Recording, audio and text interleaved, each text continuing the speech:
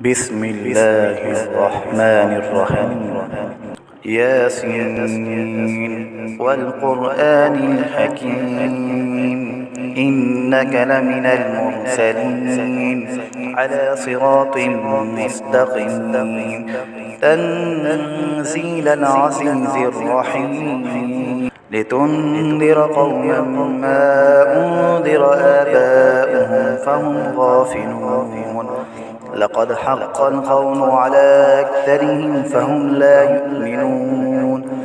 إنا جعلنا في أعناقهم أغلالا فهي إلى الأذقان فهم مقمحون وجعلنا من بين أيديهم سدا ومن خلفهم سدا فأغشيناهم فهم لا يبصرون وسواء عليهم أأنذرتهم أم لم تنذرهم لا يؤمنون إنما تنذر من اتبع الذكر وخشي الرحمن بالغيب فبشره بمغفرة وأجر كريم إنا نحن نحيي الموتى ونكتب ما قدموا وآثارهم وكل شيء أحصيناه في إمام مبين واضرب لهم مثلا أصحاب القرية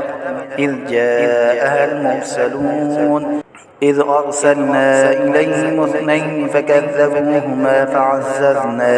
فعززنا بثالث فقالوا إنا إليكم مرسلون قالوا ما أنتم إلا بشر مثلنا وما أنزل الرحمن من شيء إن أنتم إلا تكذبون قالوا ربنا يعلم إنا إليكم لمرسلون وما علينا إلا البلاغ المبين قالوا إنا تطيرنا بكم لئن لم تنتهوا لنرجمنكم وليمسنكم منا عذاب أليم قالوا طائركم معكم أئن ذكرتم بل أنتم قوم مسرفون وجاء من أقصى المدينة رجل يسعى قال يا قوم اتبعوا المرسلين اتبعوا من لا يسألكم أجرا وهم مهتدون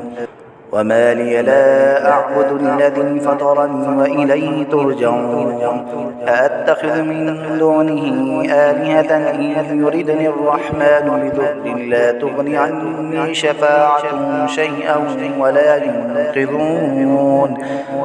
إني إذا لفي ضلال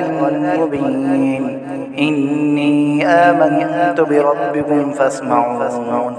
قيل ادخل الجنة قال يا ليت قومي يعلمون